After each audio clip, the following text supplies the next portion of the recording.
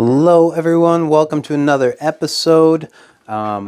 We are kicking off in Barnemouth Village here. The last time our characters here, Summer and Golly, they camped out the night before outside of the village, and then they made it here first thing in the morning. They stopped in at the Knight's Eye, which I need to kind of jot down a few things about this tavern.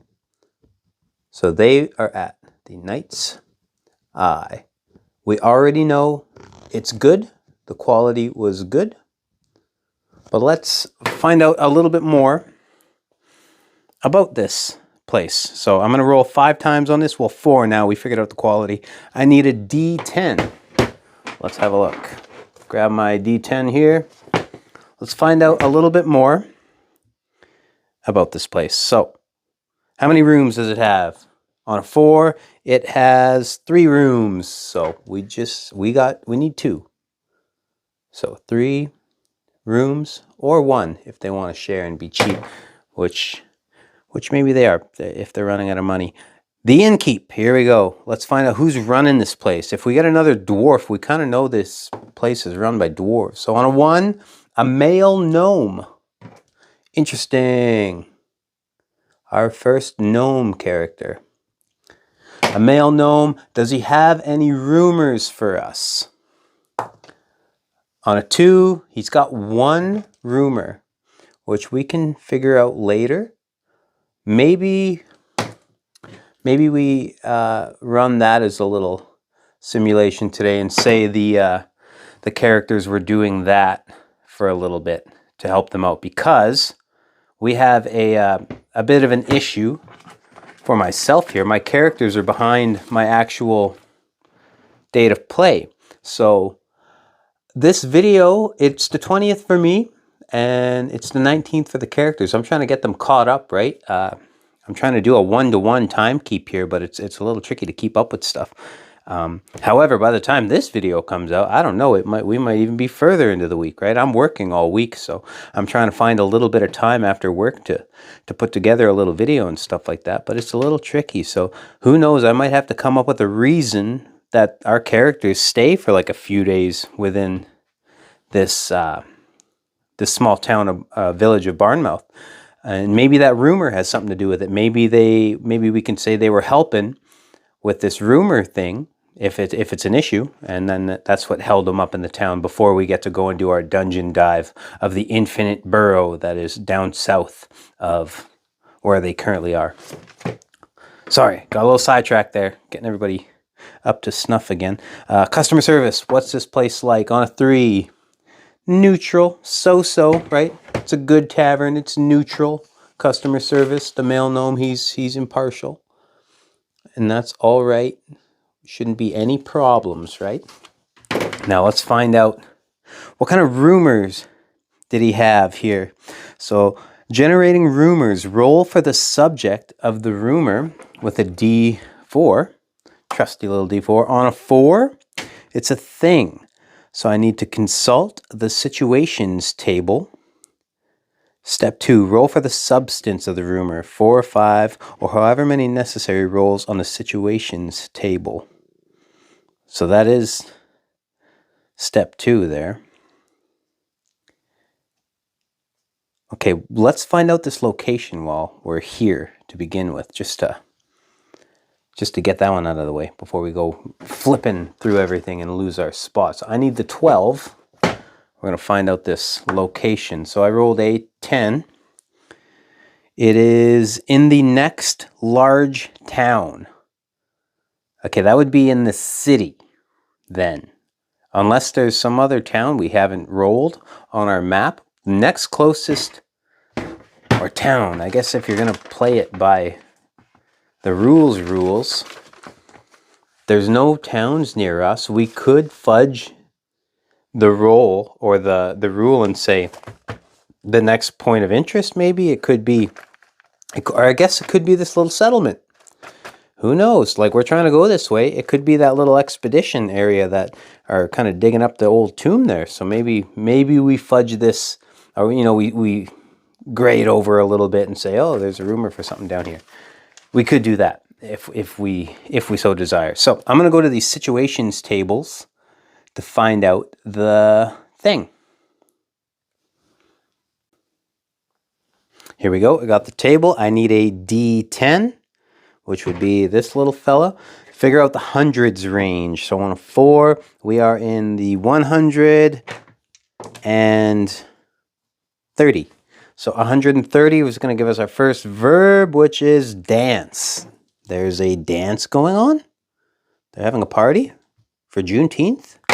Could be that, hey? Let's roll another time. Let's see if what else we get. Could maybe give us a little bit more detail. So 250. 250, another verb is going to get free. There's a free dance going on. Hey, look at that. That's exciting. Maybe we go have some fun. Should we roll one more time and see what's going on? If it's a dud, we'll get rid of it. 369. 369 is going to give us another verb of pounce. What could that possibly mean? And finally, let's do one more. I have fun rolling on these things. So a 2 would it be in the hundreds range, so just 94. 94 is going to be charm. Charm. All things that can kind of be related to the dance. You know, if you can kind of pounce around in a dance, right? Or unless there's some kind of weird thing where he's casting a spell, he's trying to charm somebody at the dance, right? Maybe there's a single lady who's free, and this fella is trying to pounce on her at the dance, but he's worried about his charm, or maybe he needs some kind of a love potion to charm her and stuff like that. Maybe our characters are playing matchmaker for him in some way. I don't know. Maybe that male gnome, there's another gnome. It could be in the city. Maybe there's another female gnome in the city and there's a dance going on and he wants to potentially charm this lady. And if maybe we could put a good word in for him if we're heading back to the city or something like that. I don't know. Who knows, right? That's the rumor. There's a dance. There's something going on there. Maybe there's a free damsel who needs to be pounced on. I don't know. That's the rumor. Kind of a fun one, I guess. Now, what I like to do with these is when I'm off camera, I kind of write them down just to remember them. They could be potential storylines to follow. Like I have the other two here, right? Our first two quests, where one of them was that Dragonborn fella, who's he's up in the northern hex of Greyfast City.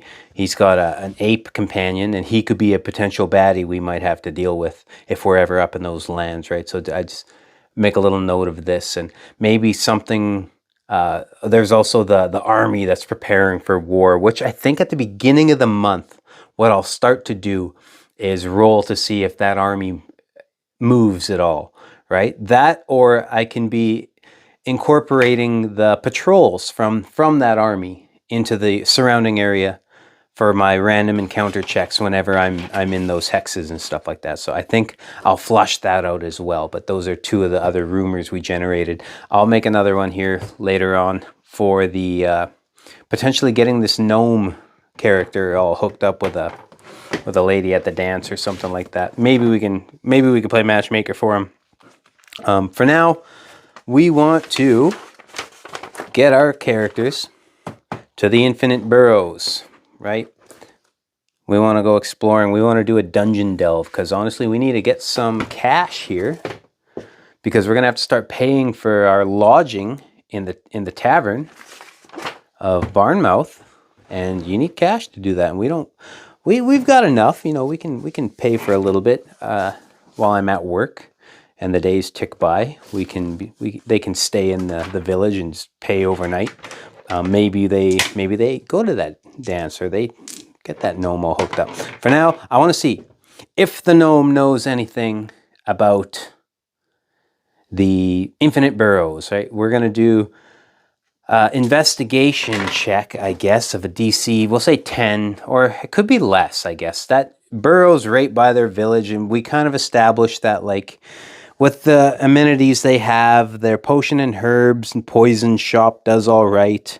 Their they had like adventuring supplies. They got a tinkerer and a fine smith. Although it's poor quality, they do have these things, I think, because maybe sometimes from the south, a little bit of loot comes from that Infinite Burrow. So they have a little bit of economy based off of that dungeon delve. So I'm going to make the DC a little bit more attainable to question if we can get any information about the burrows. So we'll ask this dwarf, hey, do you know anything about the burrows?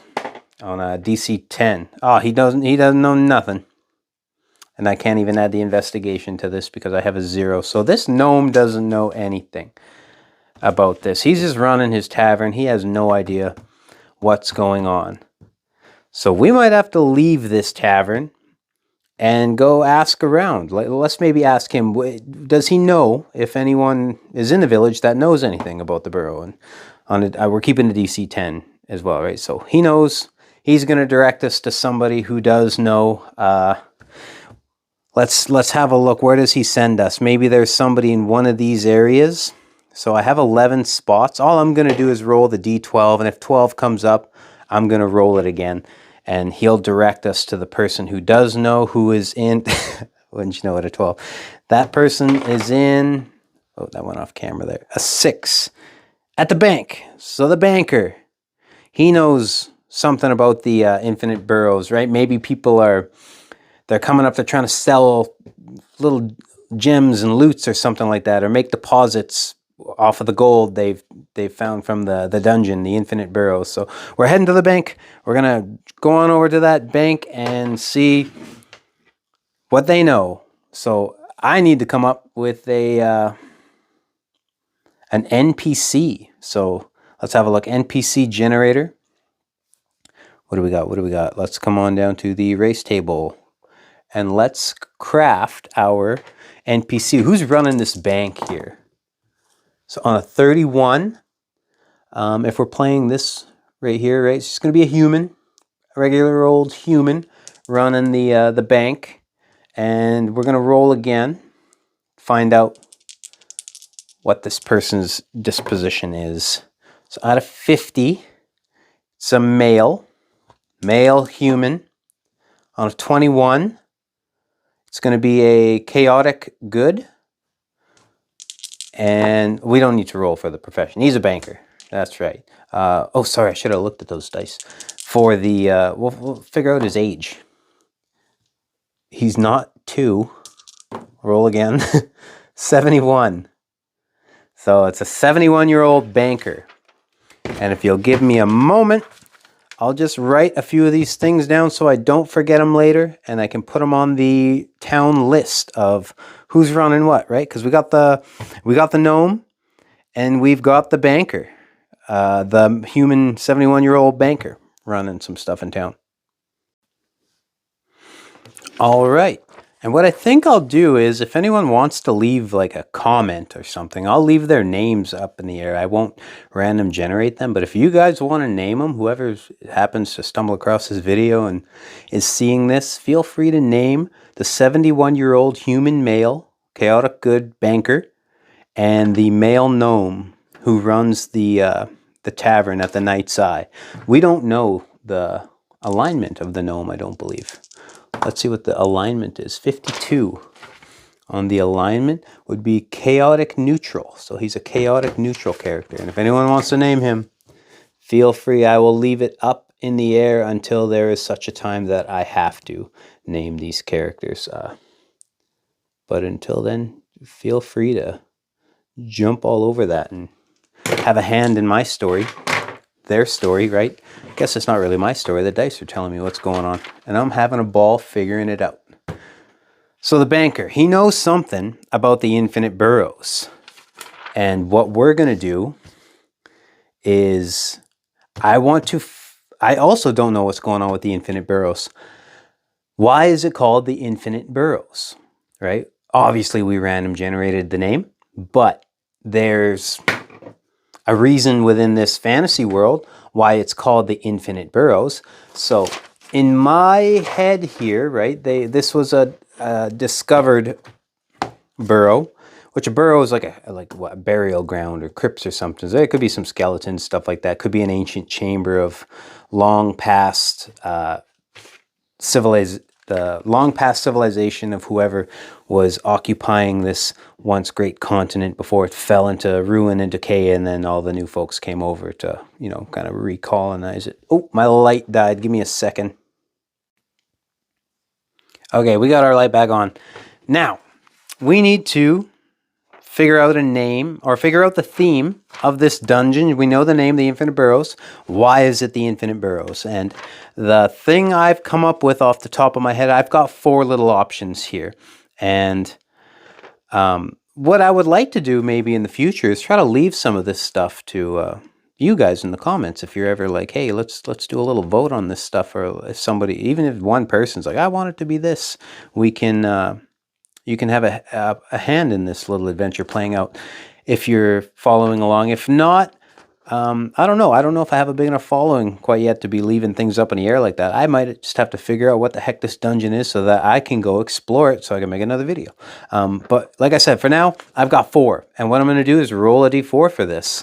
And I'll give you the options here. I'll let you know what the dice is going to tell me. The first one is that the dungeon changes every time you enter it again. So you go in it one time, explore around, right? There's kind of like a bit of a set layout or something like that. You can backtrack, you can leave, and then when you enter it again, wow, everything's changed. It's all mixed up.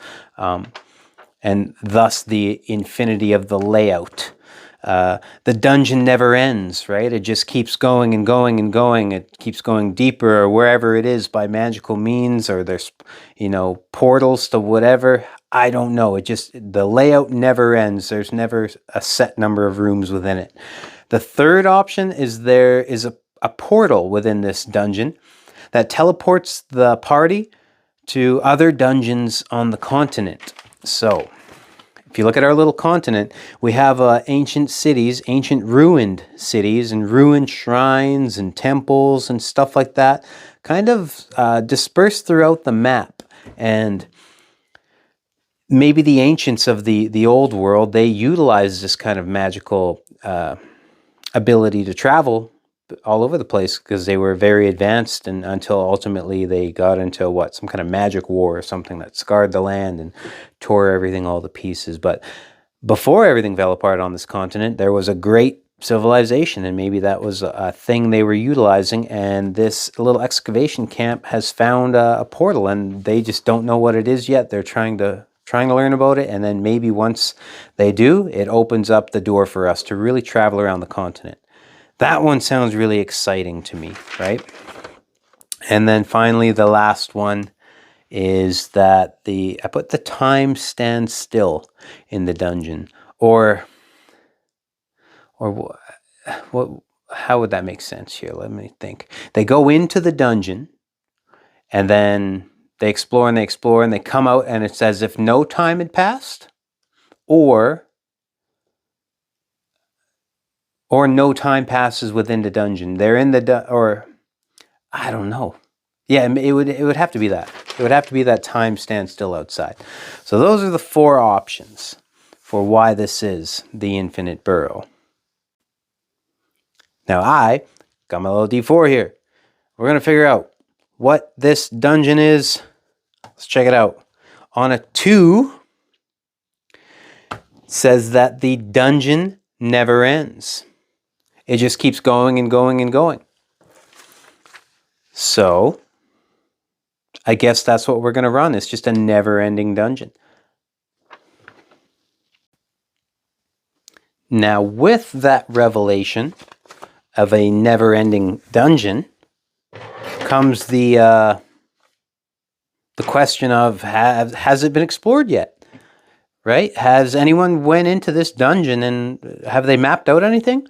Do they know the layout of the first little bits of it before it gets deeper and deeper and deeper, right? Maybe these guys know a little something. I don't know. Let's ask the gnome. Let's ask the banker here.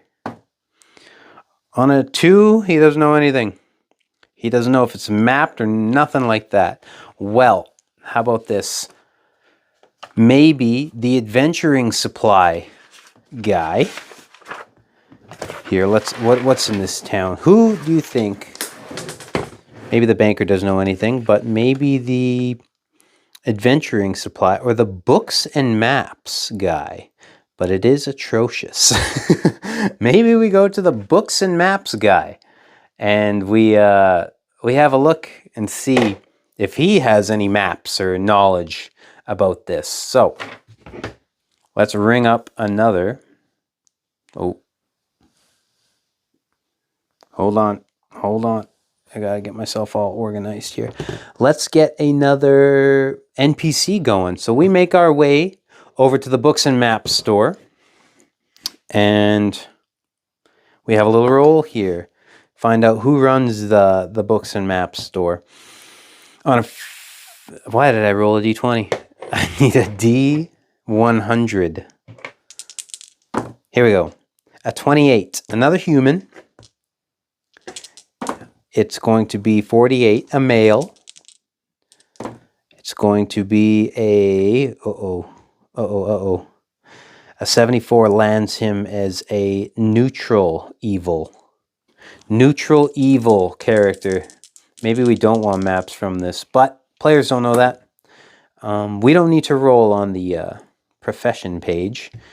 We know he's a books and maps guy, and he's 23 years old. He's a young buck.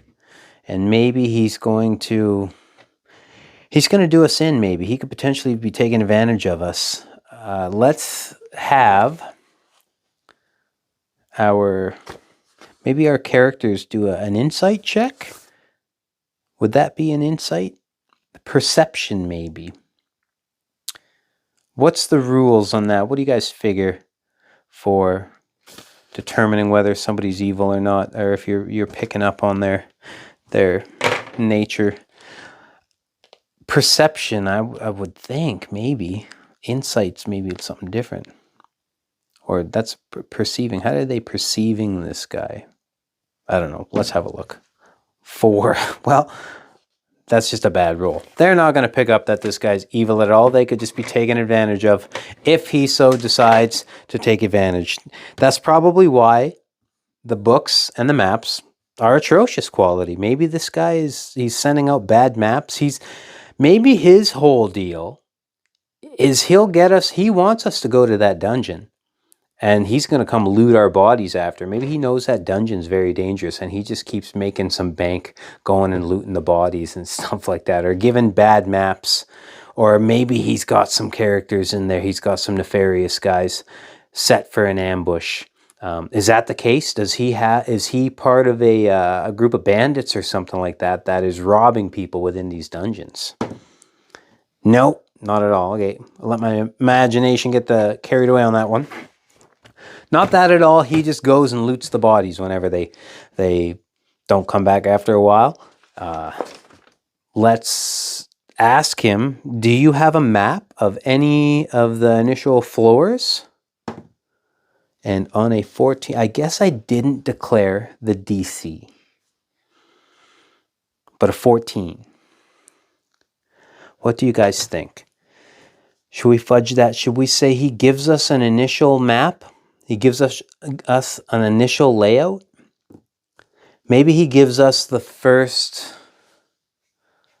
couple floors of this layout. I don't know how deep people are getting into this dungeon. Let's say let's ask the dice, how many rooms will he give us for the initial layout? Do we want to roll on how about this? Let's just roll on the D6. This is how many rooms he'll give us. Oh my goodness, he's given us the first 6 rooms of a map. So what I think we'll do is maybe we'll craft up a bit of the dungeon layout. I'll make a 6-room initial dungeon layout, and that's just what we have. And then we'll go from there. That, or we can just, because there is a random dungeon generator on here. And what we could do is just give ourselves advantage on all the checks for like traps and whatever else is inside there for the first 6 floors because we have that map. And I think maybe that's the way we'll run it. That way we can keep running this generator. But that's if he says, hold on, buddy, hold on. I'm gonna, like, you gotta give me a bit of coin for this. This is a store. I'm not just giving you a free map, you fool. Right? Let's see. Sorry, I'm jumping the gun here. I need to find the equipment list. We need to look for the maps. So let's see, adventuring gear. 222 should be in there, right? Is there a map on this list? There is. Let's have a look. And the cost is 1 gold piece. He's charging 1 gold piece for this map. Do we want to buy the map and have advantage on the first 6 rooms? That could help us. We are level 1, and we kind of need all the help we can get. Now, I want to have a look at the map here. There should be rules on the map, right? Here we go, map. If you consult an accurate map, you gain a +5 bonus to wisdom survival checks you make to find your way in the place represented on it. Okay, so we get a +5 bonus to wisdom/survival checks, which, could we do that as traps and whatnot? That could be our traps, right? We can, maybe we buy this. That could give us a big old bonus if we want to discern if there's traps around. Maybe we purchase this map off this fella. How about that? Our first purchase. And again, that's this Summer. She's not going to buy that map. She's making bank over here. This is going to be more money out of old Golly's pockets here. This is his expedition.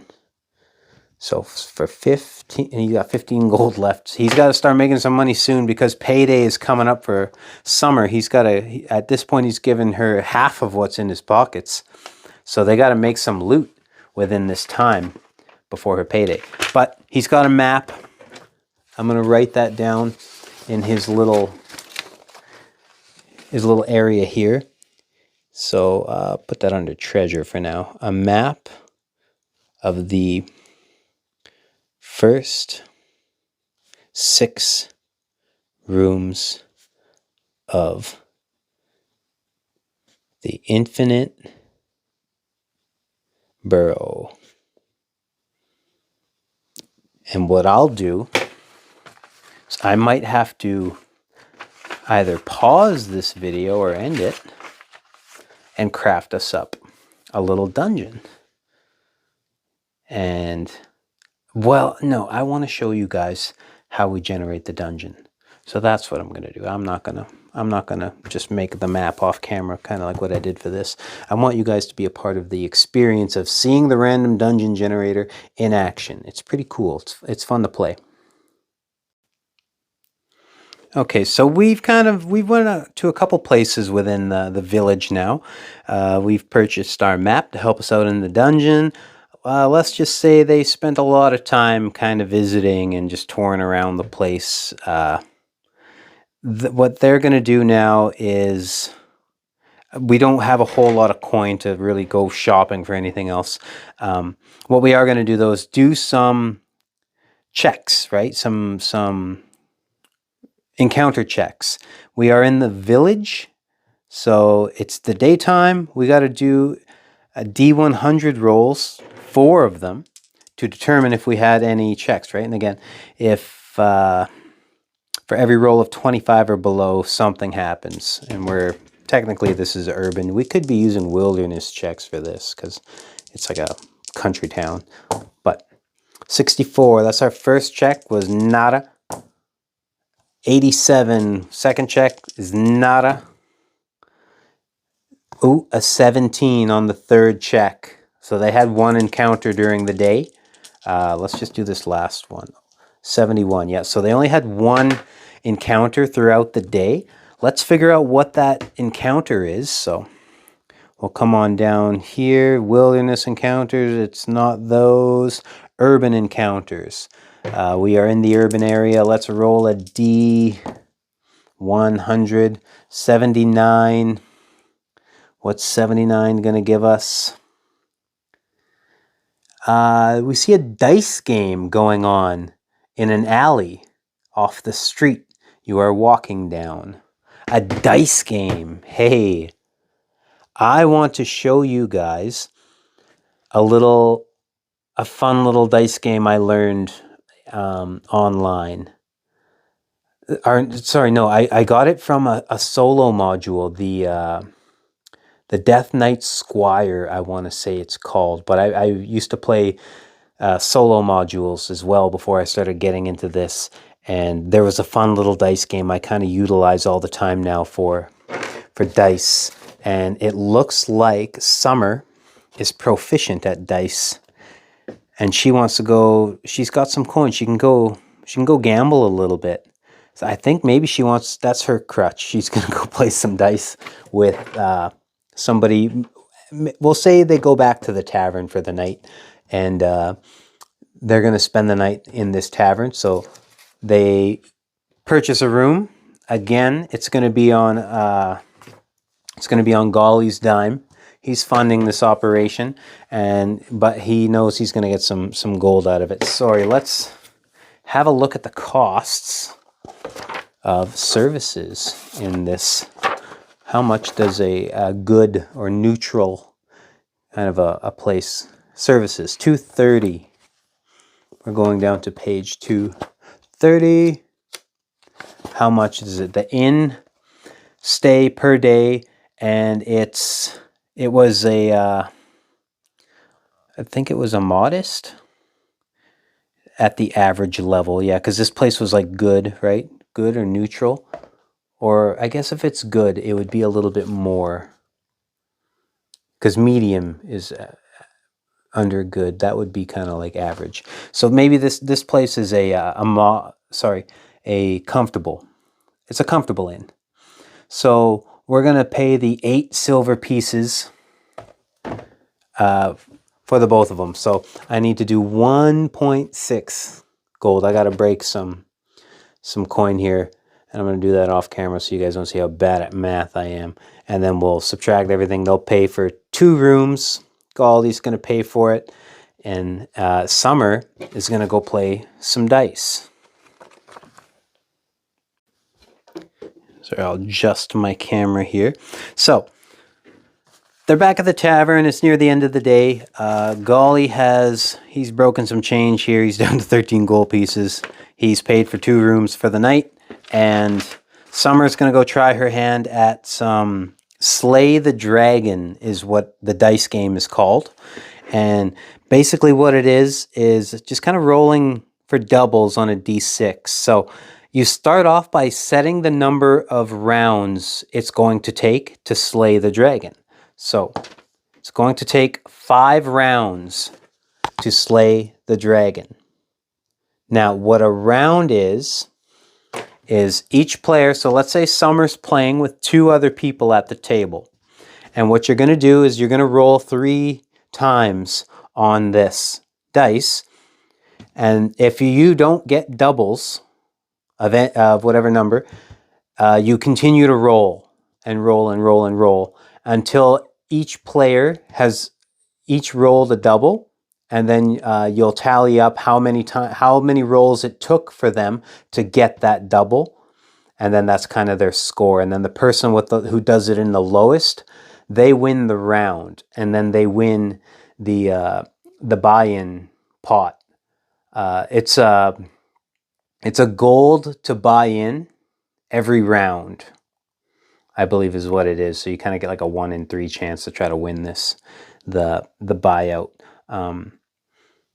So really it's going to cost Summer, I guess, or each time you buy in the round.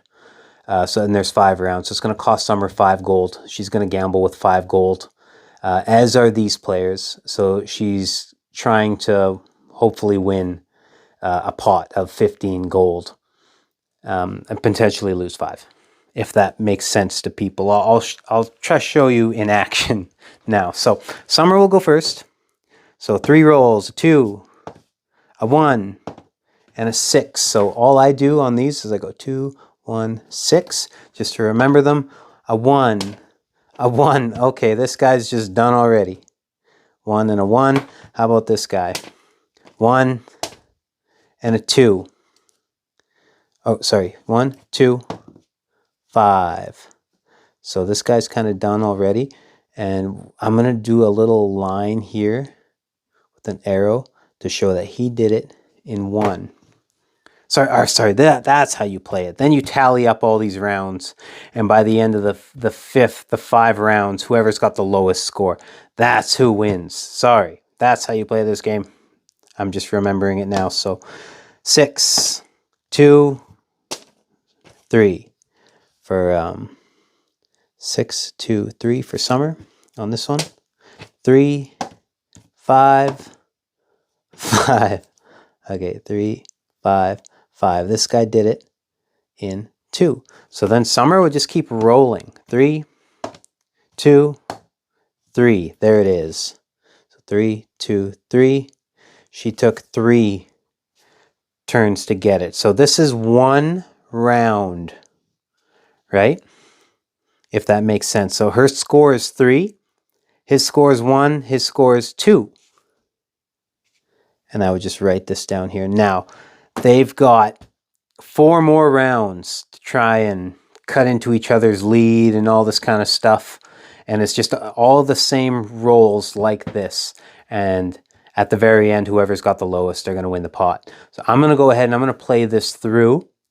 And then I'll show you the results, because that'll be a lot of time spent rolling. But essentially, that's kind of the game. Hopefully it makes sense if anyone ever wants to utilize that for something else.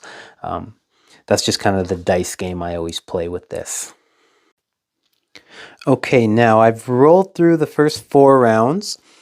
And Summer had a hot hand on 2, but so is this guy. He's kind of keeping up. So Summer and this second player, they're both tied with 6 points from the 4 rounds previous. And player number 1 had a 9. But the funny thing with this game is sometimes you could just go on a hot streak of bad rolls. And we're going to play this last round out so that you guys don't think I was cheating or something like that. Just give myself some free gold. So Summer is going to go first again. She's going to roll a 3, a 1, and a 5. So we got 3, 1, 5. Player number 1 is going to roll a 4, a 6, and a 2. And if this guy gets doubles on this round, we're just done. We've lost the opportunity at some gold here. So he rolls a 3, a 1, and a 6. Okay, we're still in it. 3, 1, 6. Here we go. Summer. Snake eyes. Well, not snake. Or yes. Let's see. 4, 3, 4. Hey, let's go. 4, 3, 4. So that's going to bring her to 6, 7, 8. She's got him beat. He's going to roll again anyway. A 5, a 4, and a 1. 5, 4, 1. Player 2, we need him to bust here. We need him to not get doubles. A 1, 3, and a 6. Look at that, folks. 1, 3, 6. So he would continue to roll, but it does not matter. We have the lowest score out of the bunch. The buy-in was 1 gold piece per round. We played 5 rounds, so they each paid 5 gold here. And Summer gets to keep hers. She wins 10 gold off this little dice game. How about that, right? She's just all about making some bank here today. So she's at 30. She's going to go up to 40. 40 gold in her pocket. Things are looking up. And maybe Golly's looking over. He's got like nilch in his pocket thinking, hey, could I have some of that? You know, something I was going to utilize if Summer were to like lose this. She does have a dice set. She's got her dice kit. And I'm just looking at the rules for the gaming set, where it says, like, as a utilize action, you can discern whether someone is cheating for a DC 10. So let's say she lost the round. What we could have done is use this to roll a DC 10, and then if we like beat it, we could be like, hey, you're cheating, and then we could avoid the payout, right? And then you always got to have a gaming set on you to do that, right? Or on a DC 20, you just win the game. And that's what I think I would use the gaming set rule for, right? Always trying to find a way to use these little game mechanics whenever I can. But we didn't need to do that because Summer got herself a new bag. She got herself a big old fat stack of 10 gold coins. I don't know if those guys are feeling... This is an old character, sorry. I don't know if those guys are feeling any type of way about it. That's too damn bad. Fair is fair. She's a big old giant. She could probably intimidate them, but who knows? Maybe they would try something in the night. We're going to pretend that they don't anyway for now. Let's just take our gold, and that's the dice game. That's Slay the Dragon. It's a fun little game to play. This is, believe it or not, the first time I've had one of my player characters actually win this friggin' game. So it's cool it's on camera for this. Normally I lose whenever I play this game, but it always feels like you could win because there's only, you get like a 1 in 3 chance you're thinking, but the way the dice rolls shake out can really screw you over sometimes. And yeah, now they turn in for the night. They've spent another night, so what did I do? Yeah, Golly paid already. He paid for the 2 rooms. They go have a nice sleep, and they can kind of fill their water skins and all that kind of stuff to prepare for the journey to the Infinite Burrows the next day for them, which is going to be, how far away is this? 10 miles to the encampment here. So we might have to do 1 encounter check on the way here, and then they'll make it to the encampment, and then they can speak to these guys, travel on over to the burrow, and then that's a good half of their day. So they'll have like maybe a half of a day to spend in the burrows. It depends what they run into, if they run into anything as well, but we'll save that for another day. That's been one more session. Sorry, what am I looking for? Check off another day. I'm slowly getting them caught up to me on my my day here. Unless I missed a day. You know what? I didn't miss a day. It's the 20th. They let's say it's the next day. They wake up at the inn. They're caught up with me now. We can have them travel. I'll see if I can make some time tomorrow and play this day out for them as well and see if they can get to the dungeon.